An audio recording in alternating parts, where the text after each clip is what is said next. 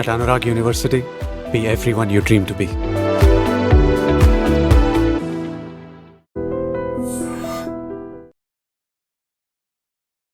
నమస్తే అమ్మా. నమస్తే అమ్మా.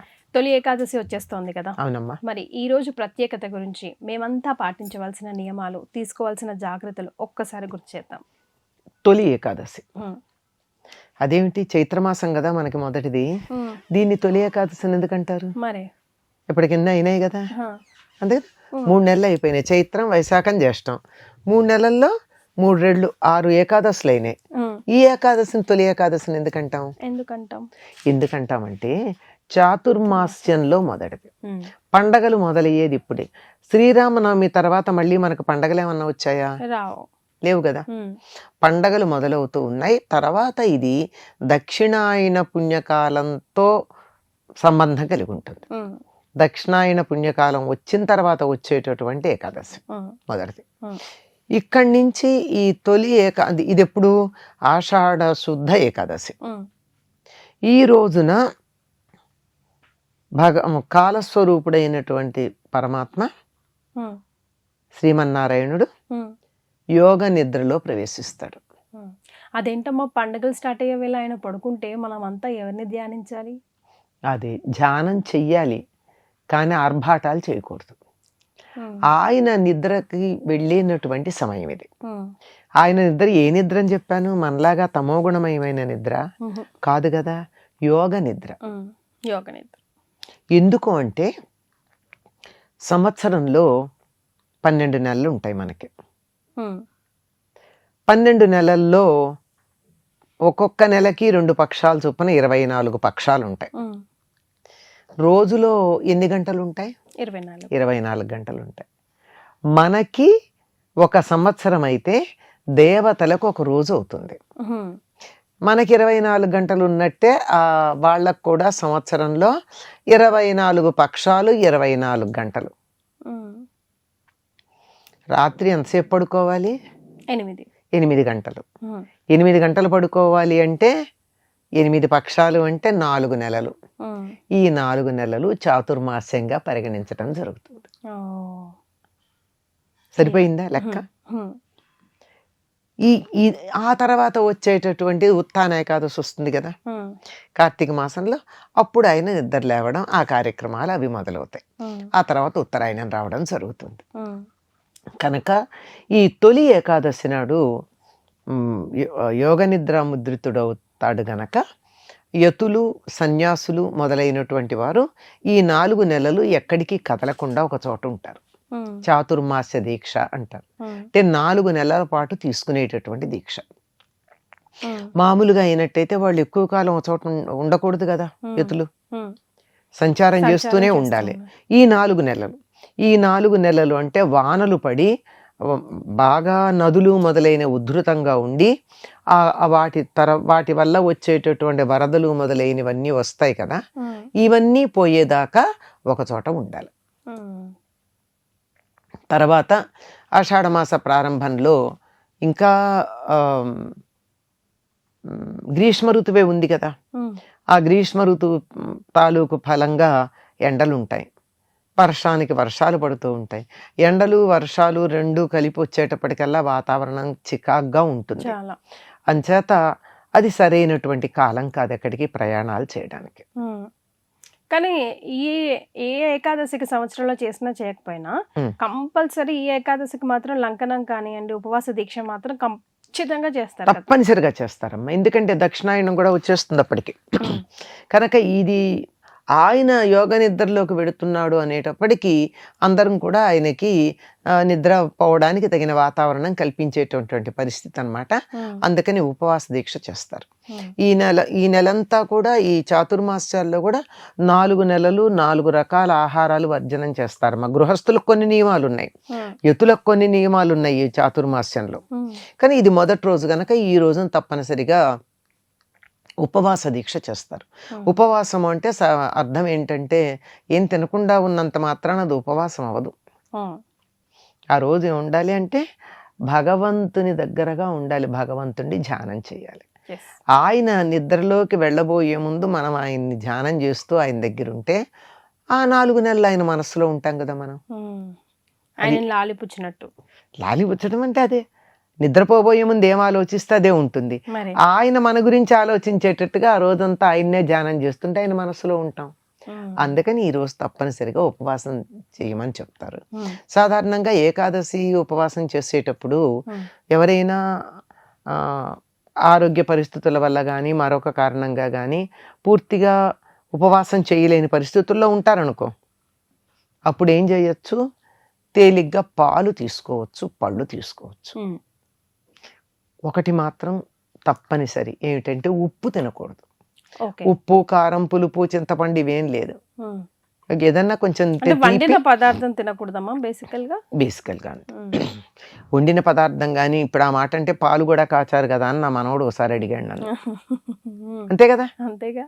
అట్లా కాకుండా ఆహారంలో పాకము అంటే పాలు కాచటం పాకం కింద లెక్క రాదు. అంటే దాంట్లో ఏదైనా ఇతర పదార్థాలు వేసి చేస్తాం. అయితే మనం కూర చేస్తే ఉప్పు వేయకుండా చేయలేం కదా, ఏం వేసినా వేయకపోయినా. ఎక్కువ కాకపోయినా ఇంత వేయందే కూర ఉడకను కూడా ఉడకదు. కనుక అట్లాంటివి ఏం లేకుండా పాలు, పళ్ళు. ఒకవేళ అది కూడా మాకు ఆగలేమో అని ఉంటుంది కొంతమందికి, ఘన పదార్థం కావాలి, పండు కూడా ఘన పదార్థం కాదు వాళ్ళ లెక్కలో. అటువంటి వాళ్ళు ఏం చేయొచ్చు అంటే ఉప్పు లేకుండా ఏదన్నా చేసుకుంటారు. సాధారణంగా ఉత్తర దేశంలో వాళ్ళు అయితే చపాతీలు చేసుకుని అందులో ఉప్పు లేకుండా చపాతీ చేసి దాంట్లో కొద్దిగా బెల్లాన్ని నంచుకొని తింటారు. కానీ మన దక్షిణ దేశంలో వాళ్ళకి చపాతీలు అలవాటు ఉండేది కాదు పూర్వం. అప్పుడు ఏం చేసేవారు, ఉప్పు లేకుండా ఉప్పిడి అని చేసేవారు. అదే తర్వాత ఉప్పుడు పిండి అన్న పేరు వచ్చింది, దాంట్లో ఉప్పు కూడా వేస్తాం. కానీ ఉప్పిడి, ఉప్పు లేనిది. ఉప్పు లేకుండా బియ్యపు రవ్వని నీళ్ళల్లో వేసి, మరుగుతున్న నీళ్ళల్లో వేసి ఉడకబెట్టుకుని అది తింటాం. అలా ఏదైనా లేదు, ఏదన్నా అందులో కొంచెం పాలు పోసుకుని తినడం. తేనె వాటర్ తాగినా ఎక్కువసేపు ఆకలి ఏదనిపిస్తుందమ్మా? ఏదో ఒకటి ఏదైనా సరే తేనె అలాంటివి తీసుకోవచ్చు. కానీ ఈ రోజు ప్రత్యేకంగా ఏం తింటారంటే, ప్రత్యేకమైన ఆహారం ఉంది వాళ్ళ ఉపవాసంలో. ఇదొక్కటే నైవేద్యం పెట్టుకుని తింటారు. ఏమిటంటే పేలపిండి. పేలపిండి అంటే జొన్నలు పేలాలుగా చేసి, పేలాలుగా చేయడం అంటే ఈ రోజుల్లో లాగా మనకి పాప్కార్న్ లాగా కాదు కదా, అది వేరు. ఇది వేయిస్తారు చక్కగా, మంగళంలో వేయిస్తారు. కొంచెం పొడి పొడుగు ఉంటాయి కదమ్మా. ఏం లేదు, మొక్కజొన్నలమ్మా, కార్న్, ఎండిపోయిన కార్న్, మొక్కజొన్న. ఆ ఎండిపోయిన కార్న్ తెచ్చి వేయిస్తే అవి కూడా ఇలా విచ్చుకుంటాయి. కాకపోతే మీరు పాప్కార్న్ మిషన్ లో వేసినట్టు ఇంతంత రావు, కొంచెం చిన్నగా వస్తాయి, బానే వస్తాయి. కానీ అది వేయించే తీరు బట్టి చేత అయినటువంటి వాళ్ళు, ఇంకా కొంతమంది బాగా జాగ్రత్తగా చేయాలని చెప్పి ఇసుక అడుగున వేసి పైన వేయిస్తారు. కానీ ఇసుక వేసినప్పుడు కొద్దిగా అలా పువ్వులాగా విచ్చుకున్న దాంట్లో ఇసుక గుచ్చుకునే ప్రమాదం ఉంటుంది. అందుకని జాగ్రత్తగానే ఉండాలి. వేయించి దాన్ని దంచుతారు, దంచి బెల్లం వేసుకుని తింటారు. ఈ రోజు తినేది పేలపిండి. అమ్మ, నేను ఒకటి విన్నాను, అంటే ఈ జనరల్గా కొంతమంది ఏం చేస్తారంటే ఆకలి వేసేస్తుంది స్నానం చేస్తే ఇప్పుడే అని చెప్పి సాయంకాలం చుక్క వచ్చిన తర్వాతే మనం స్నానం చేసి అప్పుడు కానీ ఏదైనా తిందాంలే అని ప్లాన్ చేసుకుంటూ ఉంటారు. కానీ వన్స్ మనం స్నానం ఆచరించాము అని అంటే ఆ రోజు సాయంకాలం ఉపవాస దీక్ష విరమించినట్టే అంట కదా, అవునా? అట్లా ఏం లేదమ్మా, కానీ పొద్దున్నుంచే చేయకపోవడం తప్పు. అచ్చా, స్నానం చేస్తూ ఉపవాస దీక్ష విరమించినట్టేం కాదు. ఇప్పుడు పొద్దునే స్నానం చేయాలి. నిజానికి ఉపవాసం అంటే ఆ రోజు మొత్తం దైవధ్యానంలో ఉండాలి అంటే స్నానం చేసి కదా చేస్తాం, చెయ్యాలి. కానీ ఈ లోపల ఏదన్నా కార్యక్రమాలు ఉన్నాయనుకో, కాలకృత్యాలు, అవి చేసినప్పుడు స్నానం చేస్తాం కదా. అంచేత స్నానం చేస్తే ఉపవాస దీక్ష విరమించినట్టని నేను ఎక్కడా శాస్త్రంలో చదవలేదమ్మా. ఓకే, సో అదేం కాదు. కొన్నిటికి ఉన్నాయి కానీ దీనికి కాదు. ఉదాహరణకి రాత్రి 12కో 11:30, 12 ఆ ప్రాంతాలు పెళ్లి అవుతుంది అనుకో, ముహూర్తాలు అప్పుడు ఉంటే, అప్పుడు మళ్ళీ తెల్లారుజామున కంటిన్యూ అవుతూ ఉంటాయి కార్యక్రమాలు.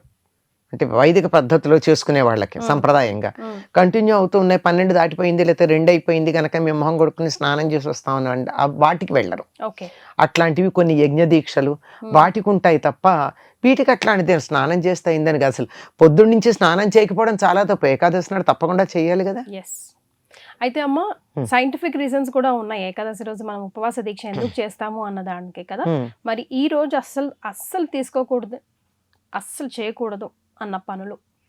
తలంటి పోసుకోకూడదు ఏకాదశి రోజు అభ్యంగన స్నానం, మామూలు స్నానం కూడా చేయకూడదు. తల స్నానం చెయ్యాలి, అభ్యంగన స్నానం చేయకూడదు. ఓకే. తలంటి స్నానానికి తల స్నానానికి తేడా ఉందని మనం చాలాసార్లు చెప్పుకున్నాం. తలంటి పోసుకోకూడదు, నూనె రాచుకోవడం అది చేయకూడదు. అదే అండి ఏకాదశి నాడు తలంటి ఇట్టి పరిస్థితిలో పోసుకోరమ్మా ఇళ్లల్లో. తర్వాత మగవాళ్ళు క్షవరం చేయించుకోవడం అవి చేయరు, అది చేయరు. తర్వాత ఆ రోజు ఇంకా వీలైనంత వరకు ఏమాత్రం ఆరోగ్యం ఉన్న వాళ్ళైనా ఏమీ తినకుండా ఉండడం మంచిది. లేదంటే పళ్ళో పాలో తీసుకోవచ్చు, అంతే. అంతే. ఇంకా మామూలుగా మనకి ఏ ఉపవాస దీక్ష చేసినా, ఏ దైవధ్యానం చేసినా, పూర్తిగా దైవానికి అంకితమైనటువంటి పనులు చేసినా ఆ రోజుల్లో పాటించాల్సినవి ఏంటంటే ముందు రోజు బ్రహ్మచర్యం పాటించాలి. ఆ రోజు సూర్యోదయానికన్నా ముందే స్నానాధికాలన్నీ పూర్తి చేసుకుని నిత్య నైమిత్తిక క్రియలు అంటారే, నిత్యం చేసే పూజలు అవి ఉంటాయి కదా. సంధ్యావందనం ఉండే వాళ్ళకి సంధ్యావందనం ఉంటుంది, లేనటువంటి వాళ్ళు మామూలు పూజ ఉంటుంది. ఇవన్నీ మామూలుగా చేసుకునేవన్నీ చేసుకున్నాక ఇవన్నీ అనుసరించాలి. అంతే. వీలైనంత వరకు ఎవరిని తిట్టకుండా ఉండడం, దెబ్బలాడకుండా ఉండడం, అబద్ధం ఆడకుండా ఉండడం, ఇవన్నీ కూడా మనకి వ్రతాల్లో పాటించాల్సిన నియమాలు. కానీ అవి మాత్రం మర్చిపోతాం మనం, అంతే. సరే మా ధన్యవాదాలు. And for more videos, Please subscribe to iDream. Please subscribe to iDream. Please subscribe iDream. And please subscribe to iDream. For more videos, subscribe to iDream. please like, share and subscribe to the channel. Congratulations, iDream. Subscribe to iDream. Subscribe to iDream. So subscribe to iDream Media. iDream ki iDream team andarki huge congratulations. Please subscribe iDream Media. Please subscribe to iDream. Subscribe iDream. Please subscribe to iDream. iDream అంటే నా కళల channel subscribe చేసుకున్నారు, నోరు తిరుగుతలేదు. మీరైతే గంట గుర్తు కొట్టండి. For more such videos, please subscribe to iDream. Subscribe to iDream. Please subscribe to iDream. Please subscribe iDream Media. Please do subscribe to iDream. Please subscribe to iDream Media. For best entertainment and information, please subscribe iDream. And don't forget to subscribe to iDream.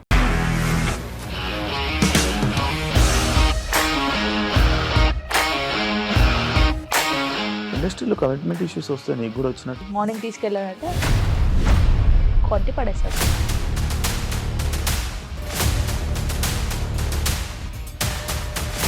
ఒక్కళ్ళు కూడా చూడలేదు ఈ cinema అని చెప్పడానికి కూడా చాలా ధైర్యం కావాలి. అది నిజం కదా, దాంట్లో ధైర్యం ఏంటి? ఇది నెక్స్ట్ డే ప్లేట్ మార్చేస్తే తప్పు కదా. As of now we are comfortable this అని నేను అనుకుంటున్నాను. రష్మిక గారిది మీది ఒకే ఊరు అంట కదా. నీకు కోపం వచ్చిందంటే బాగా తిట్టేత్తరా? తిట్టేద్దామండి. నిజంగా గేమ్ ని ఎలా చేంజ్ చేయగలిగారు? APSFC వాళ్ళకి 6 నెలల్లో నేను 6 లక్షలు కట్టా. బిజినెస్ చేయాలనుకుంటే it is as difficult as riding a tiger.